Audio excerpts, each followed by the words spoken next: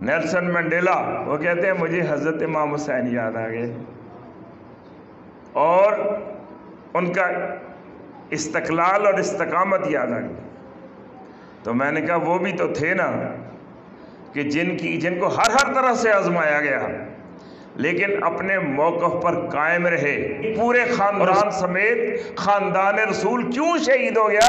ہمیں یہ سمجھانے کے لیے کہ تمہارے لیے ملوکیت بہتر نہیں ہے۔ آج تک کوئی بھی انقلاب ایسا نہیں آیا کہ جو زیرو سے سٹارٹ نہ ہوا ہو۔ میں اکیلا ہی چلا تھا جانب منزل مگر لوگ ساتھ آتے گئے اور کارواں بنتا گیا۔ وہ کہتے ہیں واحد ناکامی، یعنی اس سے بڑھ کے کیا ناکامی ہوگی؟ متاع کارواں جاتا رہا کہ جو قافلے کی سب سے قیمتی چیز تھی وہی چلی گئی۔ وہ چیز کیا تھی؟ کارواں کے دل سے احساس زیاں جاتا رہا کہ قافلے کا نقصان ہوتا ہے اور اس کو احساس بھی نہیں ہوتا کہ نقصان بھی کوئی چیز ہوتی ہے، وہ اس پہ راضی ہو جاتا ہے۔ انقلاب کے لیے جہالت کو ترک کرنا ہوگا، علم کی طرف آنا ہوگا۔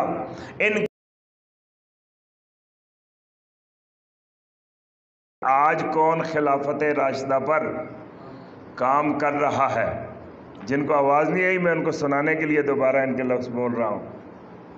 تو بہت اچھا سوال ہے آپ کا کہ آج کون خلافت راشدہ پر کام کر رہا ہے۔ پہلا جواب تو یہ ہے کہ رات جتنی تاریک ہو اس میں آپ چھوٹی بھی شمع روشن کر دیں تو اس کی روشنی بہت زیادہ فائدہ مند ہو جاتی ہے۔ دوسری بات یہ ہے کہ دنیا میں آج تک کوئی بھی انقلاب ایسا نہیں آیا کہ جو زیرو سے سٹارٹ نہ ہوا ہو۔ کہ آپ نے سب سے بڑا انقلاب نہیں دیکھا نبی پاک صلی اللہ علیہ وسلم کا کہ کہاں سے ایک انسان، پھر دو انسان، پھر تین انسان۔ میں اکیلا ہی چلا تھا جانب منزل مگر لوگ ساتھ آتے گئے اور کارواں بنتا گیا۔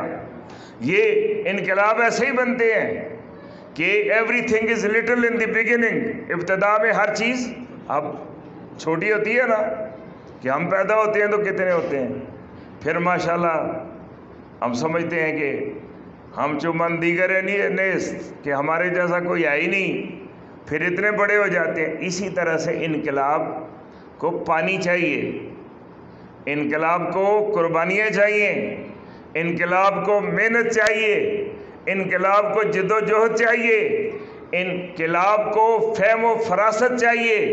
انقلاب کے لیے جہالت کو ترک کرنا ہوگا، علم کی طرف آنا ہوگا۔ انقلاب کے لیے ہمیں برے کو برا کہنا ہوگا اور اچھے کو اچھا کہنا ہوگا۔ حسینیت اور یزیدیت میں فرق کرنا ہوگا اور دونوں کا امتیاز سمجھنا ہوگا، فرق سمجھنا ہوگا کہ اس پورے خاندان سمیت خاندان رسول کیوں شہید ہو گیا۔ ہمیں یہ سمجھانے کے لیے کہ تمہارے لیے ملوکیت بہتر نہیں ہے، خلافت ڈھونڈو۔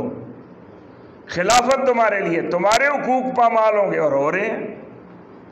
اور جب ہم چپ رہتے ہیں نا ظلم پر تو ہم ملوکیت کو دعوت دیتے ہیں۔ تو اللہ تعالیٰ ہمیں توفیق عطا فرمائے۔ تھوڑی سی سمجھ آئی آپ کو؟ تو جہاں کچھ بھی نظر نہ ہو پریشان نہیں ہوتے، تاریخ بھری ہوئی ہے، ہماری تاریخ ہی نہیں دنیا بھر کی تاریخ اٹھا کے دیکھ لیں۔ ایک انقلابی کھڑا ہوتا ہے، پہلے اپنے ساتھ کمٹمنٹ کرتا ہے کہ میں تیار ہوں اور انشاءاللہ میں کھڑا ہوں گا۔ آپ نیلسن منڈیلا، وہ اس کی میں نے آٹو بایوگرافی پڑھی ہے، وہ کہتا ہے کہ 2 درجن سے بھی زیادہ سال جیل میں ہو گئے، تو میں نے کہا کہ اب میں لکھ دیتا ہوں معافی نامہ اور رہا ہو جاتا ہوں کہ زندگی بڑی تلخ ہے، بڑی میں نے قربانیاں دی ہیں، تو یہ لوگ نہیں باز آ رہے ہیں مسلسل مجھے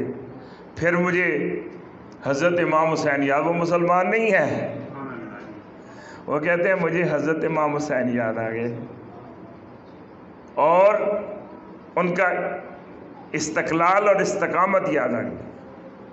تو میں نے کہا وہ بھی تو تھے نا کہ جن کو ہر طرح سے آزمایا گیا لیکن اپنے موقف پر قائم رہے، اور اس کا نتیجہ کیا نکلا کہ آج ہر طرف ان کا فلسفہ لوگ سمجھتے ہیں اور یزیدیت کو برا مانتے ہیں، لیکن یزیدیت روپ بدل بدل کے آ رہی ہے، تو اس کو ہم نے مقابلہ کرنا ہے۔ تو اس نے استقامت کہاں سے سیکھی؟ اکیلا کھڑا ہوا، آپ کو پتہ ہے، پھر انقلاب آیا اور وہ لیڈر پھر بنا۔ وہ لیڈر نہ بھی بنتا لیکن اس نے ایک انقلاب برپا کیا۔ اسی طرح سے آپ کسی بھی انقلاب کو دیکھیں، ہمارے یہاں جو انقلاب آ رہے ہیں نا، یہ اور طرح کے انقلاب ہیں۔ اس کے بارے میں شاعر نے کہا، ہم نے ہر انقلاب کو دیکھا، کچھ نئے کارکن تھے کاروں میں۔ یہ والا انقلاب نہیں، وہ انقلاب جو انسانیت کے لیے ہو۔ وہ اسلام بات کرتا ہے اجتماعیت کی، یہ انقلاب بات کرتے ہیں افراد کی، چند افراد کو ترقی دینی ہے، کامیاب کرنا ہے، کچھ پیچھے سے مشن ملتا ہے کہ ان لوگوں کو پروموٹ کرنا ہے اور ان لوگوں کا کلا کما کرنا ہے، یہ ایجنڈا پورا کرتے ہیں۔ تو اگر انقلاب لانا ہے تہیہ کرو، ایک رائے عامہ ہموار کرو، اپنے پر ہونے والے ظلم کا بیان کرو دوسروں کے، پھر آپ کو ہر ایک دل میں ظلم کے خلاف نفرت ملے گی، اس لیے کہ ظلم اپنی انتہا کو پہنچا ہوا ہے۔ ہر بندہ تھا کہ ہمارے پاس یہ، ہم اس لیے خواہ نہیں، ہمیں شوق نہیں ہے ضرور فضول بولنے کا، بلکہ عین ضرورت سمجھ کے میں بول رہا ہوں۔ ہمیں پتہ ہے کہ لوگ کس طرح روتے ہوئے آتے ہیں، ادھر بل آتے ہیں، ادھر گھر میں لڑائیاں شروع ہو جاتی ہیں، بھائی بہن لڑتے ہوئے آ جاتے ہیں، بھائی بھائی لڑتے ہوئے، باپ اور اولاد لڑتی ہوئی آ جاتی ہے، جو اکیلا ہے وہ بھی سر پکڑ کے بیٹھ جاتا ہے کہ بچوں کی فیس ادا کروں، بچوں کو کھلاؤں، یا میں بل ادا کروں، اور وہ پچھلے کو رو رہا ہوتا ہے، آگے سے خبر چلتی ہے کہ اور بڑھ گیا ہے، اضافہ اور ہو گیا ہے۔ تو یہ جو ظلم کا تسلسل ہے، اس سے بچنے کے لیے لازم ہے کہ آپ پہلے خود سمجھیں اور پھر رائے عامہ ہموار کریں، اور جرت کے ساتھ سیکھ کے آپ نے یہ یاد رکھنا ہے کہ آپ نے خلافت کی بات کرنی ہے، اور اگر کوئی اور نہ کر سکے تو آپ کیجئے گا، اللہ تعالیٰ آپ کے نامہ اعمال میں نیکی لکھے گا۔ اور اگر کبھی جمعیت آپ کے پاس ایسی پیدا ہو جاتی ہے تو پھر ہر ذریعے سے وہ اپنا حق حاصل کر لیں گے، لیکن سب سے پہلے یہ تو پتہ ہونا چاہیے نا۔ اقبال نے کہا ہے، وائے ناکامی متاع کارواں جاتا رہا۔ متاع کارواں کس کو کہتے ہیں؟ کہ کاروان کے اندر جو قافلہ، کاروان کس کو کہتے ہیں؟ قافلے کو، قافلے کے اندر جو سب سے قیمتی چیز تھی، جو قیمتی چیز ہوتی ہے اس کی سب سے زیادہ حفاظت کی جاتی ہے، تو وہ کہتے ہیں وائے ناکامی، یعنی اس سے بڑھ کے کیا ناکامی ہوگی؟ متاع کارواں جاتا رہا، کہ جو قافلے کی سب سے قیمتی چیز تھی وہی چلی گئی۔ وہ چیز کیا تھی؟ کارواں کے دل سے احساس زیاں جاتا رہا، کہ قافلے کا نقصان ہوتا ہے اور اس کو احساس بھی نہیں ہوتا کہ نقصان بھی کوئی چیز ہوتی ہے، وہ اس پہ راضی ہو جاتا ہے۔ آپ برائلر مرغی دیکھیے کبھی، بس اس سے ملتے جلتے انسان بن جائیں گے اگر حسینیت اختیار نہ کی۔